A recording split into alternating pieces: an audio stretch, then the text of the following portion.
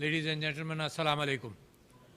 It is a very unique opportunity to be able to talk to those people who are looking at innovation, who are looking at possible investments throughout the world.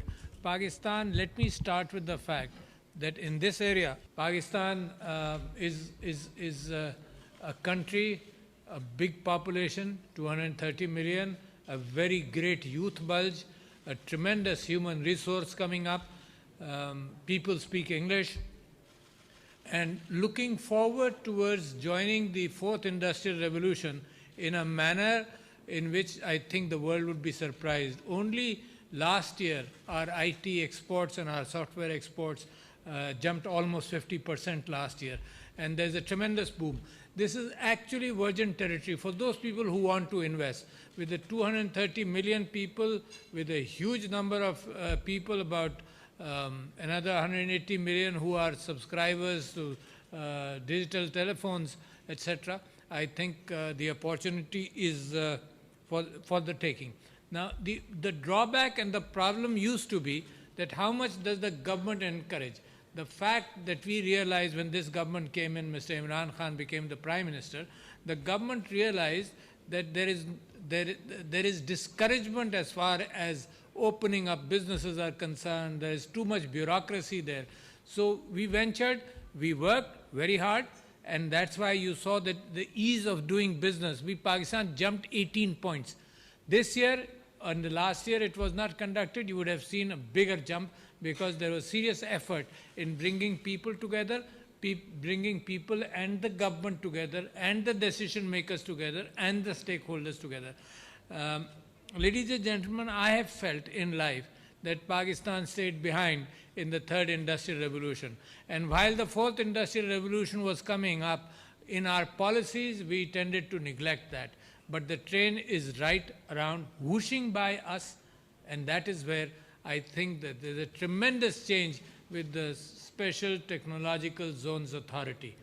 Only 3 weeks ago, I was in a discussion at night in a Zoom meeting with my ministers and with the Pakistani diaspora in the Silicon Valley, conducted by Pakistan's ambassador in the United States. It was surprising that there was so much eagerness to invest, and they said that they are coming in anyway, but whatever problems they felt they might have had, we had simultaneously, we had the Governor State Bank in that meeting, we had the FBR there, we had Pakistan Customs there, and the Securities and Exchange Corporation of Pakistan, they were there, and we were solving problems on the go within a few hours. So today, the most important thing which I can claim before you is the fact that the government is working with stakeholders. Policies like this, outstanding policies, Pakistan has never had a policy like this. Outstanding policies are being made to encourage people to come to Pakistan and invest.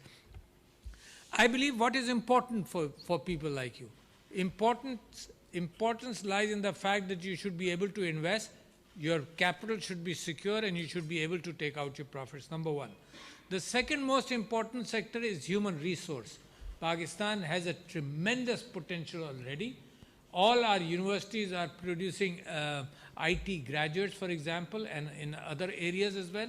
So the capital is important, free flow of capital, the ability to get human resource. In fact, the world is looking at Pakistan, the youth bulge in Pakistan, for human resource. Today, we don't want to export human resource. What we did in the 60s and 70s, we produced 80s, we produced brilliant doctors, brilliant engineers, and the structures in Pakistan were not enough to accommodate them. So a lot of people, some of you probably sitting here, were because of circumstances, they emigrated out. We don't want that to happen anymore.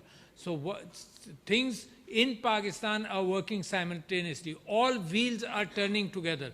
The fact that the legislation is there, the fact that organizations, Mr. Amish Hashmi, Mr. Razak Daud is here, people who will help you like a one window. I was just making a comment that today Pakistan is a one window country in the sense that the bureaucracy and the government is bending backwards to catch up to this fast train going up. We're also coming up with a data security bill. Act. What is important is that data people, IT companies coming to Pakistan must feel secure, that their data will be secure, that if there is an issue, it will be deliberated upon with arbitration in international courts, for example. But data, for example, the deals, the European data legislation is such that if US data goes to Europe for analytics, it is US data in Europe, in their possession, in their control. If European data goes to the US, it is in their control. So what happens is the people who want analytics done, and everything today works in analytics, neural networks, everything is analytics. The data is tremendous. Pakistan has probably more data today than what it can analyze. Not even 1% is for us to, today we have the capability to analyze. And so the same is true throughout the world. And it will keep on growing. Data is like, everybody knows data is like oil. So the ability for IT companies to be able to analyze data in Pakistan after our data bill is on, that will also be given security. So what is happening in Pakistan? Pakistan is going towards digitization in all respects. In government, government of Pakistan is becoming digital. The second thing is digital empowerment of the people, the ability to open accounts, to the fact that we can transfer money through our cell phone. The ability, for example, Pakistan has done tremendous organized work. Ladies and gentlemen, you must take pride in the fact, those of you who are Pakistanis here, you must take pride in the fact that the way Pakistan handled COVID is a unique and a small glimpse into what Pakistan's thinking is today like. Pakistan fared much better with the same genetic picture. With the same genetic picture, with the same weather as our neighbors. What was the difference? The difference was decision making. The difference was that we analyzed data. The difference was compassion with the people. The difference was that we then went into smart lockdown because we couldn't do total lockdowns. We couldn't afford to do total lockdowns. So the landscape which was presented by the Prime Minister of Pakistan to our bureaucracy was compassion. We can't afford a total lockdown. Countries can, which have deep pockets because of corruption and mismanagement. Pakistan does not have deep pockets. We compensate those deep pockets with smart decision making. So that is, like I said, that is one example where we worked hard, we were disciplined enough. Maybe 100% never follow what is being said. But compared to a lot of countries where people protested against the rules being enforced, people protested against masks, people were protesting against vaccines, you did not see that happen in Pakistan. So a tremendous change. So what I'm saying is that in Pakistan, we are looking for digital empowerment of people through ability to exchange funds and money, and that's again a huge market. Imagine 180 million telephones, which are digitally empowered to exchange money. We are empowering women at the same time. In fact, in STZA already, if you go, there's a huge percentage of women who are participating in IT and incubators which they have set up. We have, like I said, we've gone up in IT exports. We are looking at artificial intelligence. There are companies who have invested in universities to produce blockchain specialists. For example, in the IBA in Sakhar, there's a contract with an IT company, produce as many blockchain experts and they will give employment to all of them. That kind of basic investment, this is not a very long term, this is a 2-3 year investment. When you get a product, we get a resource. The most valuable resource today in the world is intellect. And intellect added to data and the ability to analyze. So in blockchain, for example, that is happening. Artificial intelligence, software, cyber security. And let me add to that. Today we met a company looking at virtual and augmented reality and gaming, for that matter. Pakistan has a tremendous resource in all that. So ladies and gentlemen, let me make it short. Number one, the law is there. Your capital can come in. There's no tax. There's no income tax. There's no sales tax on what you do. Your capital and your profits can go out, the first thing. There is a one window situation that you don't have to go to all these companies, the Securities Exchange Corporation, etc. Mr. Amir Hashmi and his organization will make sure that he's a phone call away. You have any issue, the STZA Zone Authority itself will handle those issues.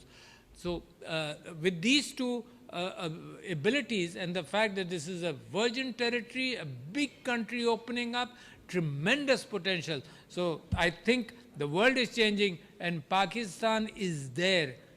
Pakistan is changing. Pakistan, tremendous opportunities exist in Pakistan for all kinds of investment. In the tourism industry, Pakistan, because of the fact that it was relatively insecure for a small period, for a decade or so, people did not know, people did not realize that there are tremendous tourism opportunities in Pakistan. So it's a country which is increasing its buying power. It's a country which is making the good, smart decisions. It's a country which is looking for investments, in fact, laying down the red carpet for investments, because we believe that our people stand to gain, our youth bulge stands to get employed in all these sectors. I visited a few countries in the past couple of years, and they're eagerly looking at Pakistani human resource.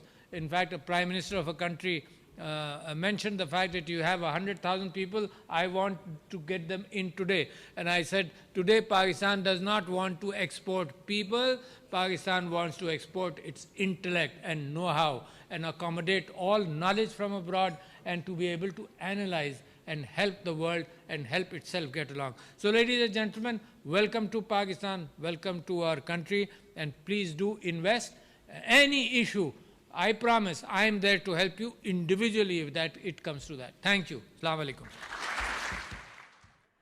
सदर मुमलिकत doctor Arif Alvi Dubai में सरमायाकारी conference से खिताब कर रहे थे। उन्होंने कहा कि पाकिस्तान में मुख्तलिफ शोबों में सरमायाकारी के लिए वसी मौक़े मौजूद हैं।